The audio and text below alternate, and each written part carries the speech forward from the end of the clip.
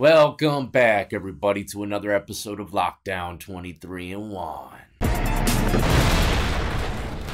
First and foremost, happy Father's Day. My old lady asked me what I wanted to do. I said nothing. I just want to make a video for the channel and play Call of Duty for the rest of the day. And here I am. Unfortunately, we're going to be speaking about another popular rapper who happened to have just got hemmed up by the feds. Mr. Boosie himself, Lil Boosie Badass, whatever you like to call him, just got some charges dismissed in the state in San Diego. And immediately after leaving the courtroom got hemmed up by the feds. We're going to talk about that today. Why did this happen? What's the differences? All that good stuff, so stay tuned. But if you enjoy this type of content, all things lockup and crime related, this is where you want to be. Hit that like, subscribe, notification bell before you leave, and check out my playlist with over 1,400 videos for y'all to start watching today. Now I'm going to be reading an article coming from Courthouse News Service. Rapper Boosie Badass appeared in federal court in San Diego on Thursday to face charges of being a felon in possession of a firearm, over objections from his lawyer saying that Boosie has a long list of shows lined up for the summer.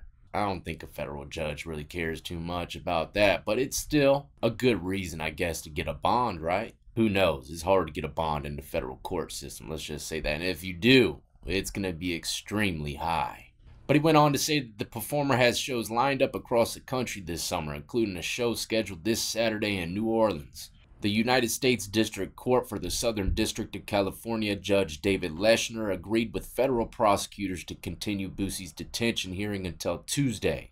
You can hear Boosie in the back screaming "Your Honor" until the attorneys rushed over to talk to him. The judge said it wasn't his intention to silence Boosie, but was simply trying to advise him to speak to his attorneys. This is a federal judge. He's going to check all his ends, that's for sure. Now, Mr. Boosie was initially facing an identical charge in San Diego Superior Court after he was arrested in early May for a traffic stop where police found him and a companion with 2 loaded handguns in their car. Keep in mind, he's a felon. He shouldn't be nowhere near these weapons unless maybe, he has a bodyguard that's licensed to carry the weapon and protect whoever, he's paid to protect, but I don't really know how that goes. I've never had a bodyguard, and as soon as I got convicted as a felon, I never carried a gun again. Now get this, the charges was dismissed in Superior Court early Wednesday morning, but after Boosie exited the courtroom, he was arrested by federal agents and given identical charge in the federal court.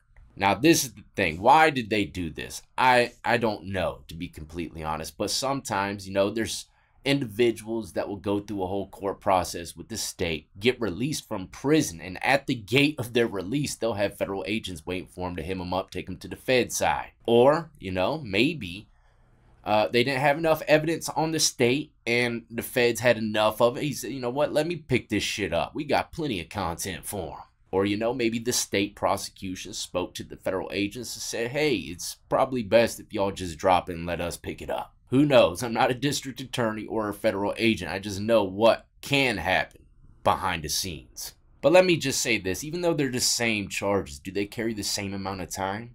Most states, they have a mandatory minimum for felons that get caught with a firearm. I think over here in Virginia, it's like 5 years minimum. I looked up California and it says that the mandatory minimum is up to 3 years in jail, which is not that bad, Maybe someone can correct me in the comments section, but that's what I'm reading. It says, if you are charged with violating PC 29800, it is a felony offense punishable up to 3 years in jail. If you are convicted, additionally, you may be fined up to 10 grand. Now let's see what he's going to be facing now that it's federal. Of course, like I said, everything's going to be a little bit higher. Under federal law, the crime of felon in possession of a firearm is a Class D felony punishable by up to 10 years in prison, 3 years of supervised release, and $250,000 fine. But as of 2016, the average federal sentence imposed for felon in possession of a firearm fall between 46 and 75 months in prison. Now they have another mandatory minimum. Now, I don't know Boosie's rap sheet, but if he falls in line with this one, it's not looking good. The Armed Career Criminal Act, ACCA, mandates that a minimum 15-year term imprisonment for any person convicted of a felon in possession of a firearm if the person has 3 prior state or federal convictions for violent felonies or serious drug offenses. Like I said, I don't know his rap sheet. I do know that he went to prison for, I think, about 5 years. Not to mention, while he was doing time in prison, he got caught up trying to bring some drugs into the facility. So I don't know, not to mention he's gotten pulled over like it seems like once a week, and he's on live Instagram talking reckless to these officers, man.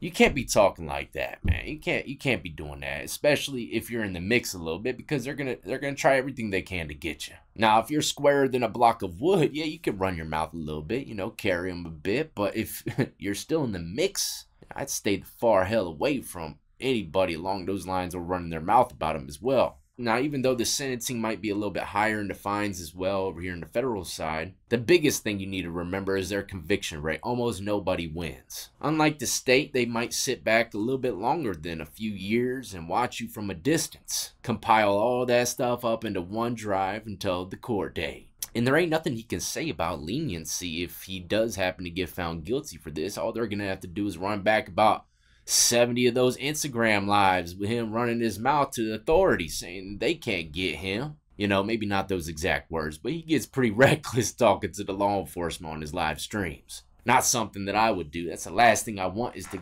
have those individuals on my bad side. You know, I mean, if you really dive into the mix of, you know, gangster life, a lot of these head-up gangsters were friends with a lot of the officers. Not to mention had them in their pocket. But at the same time, it doesn't matter, man. You got to learn how to surf both fields, if you know what I mean. So yeah, I'm not sure how they handle it in the federal court system. Like I said, I've never been on that side of the fence. But judging by one of his posts that I read saying, you know, I apologize to my kids. I love y'all. I mean, I think he knows for a fact that there ain't no way up out of this federal jank. And my honest opinion about what's gonna happen to Boosie, man, I think they've had enough of him. I think they're gonna sit him down for a little bit. And you know, just to wrap it up, Boosie's an older individual, man. You know, he's still ripping and running like a young buck. And some guys is how they are until the day they die. But you know what? My suggestion to y'all out there is, you know, slow it down, man.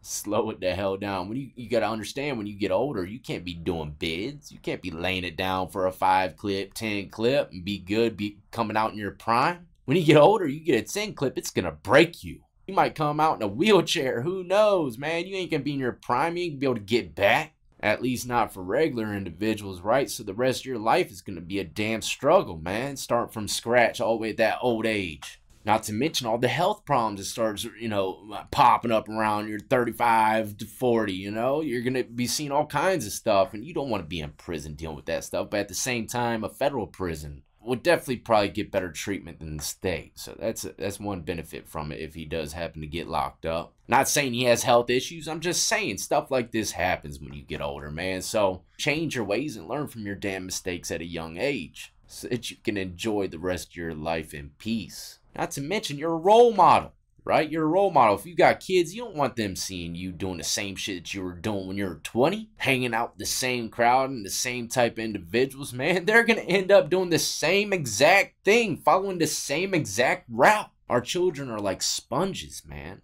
And you might not think it, but they're watching us. They're soaking it up, and believe it or not, they're becoming us in a sense. So stay free, ladies and gentlemen. And like I said yesterday, if the risk is you losing your family, why are you gonna do it? But look, this is the thing too as well.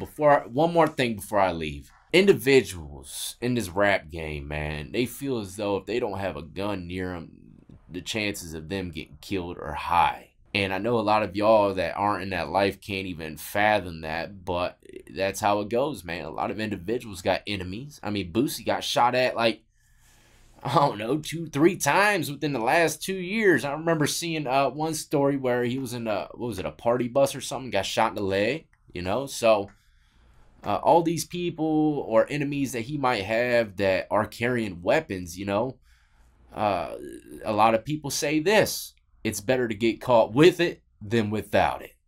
Just like in prison, man. What if you got ran up in the cell by someone and he had a shank and you didn't? Man, oh man. You know, y'all are going to be fighting for that shank. So yeah, you know, that's why a lot of these individuals still carry guns when they know they're not supposed to. They really feel as though that's what's saving their life. So it's like a double-edged sword, man. You get caught with it, you're going to prison. You get caught without it, you could die, you know. But that's the risk that you're gonna have to take. Which one? You know, which one would you rather risk? Me?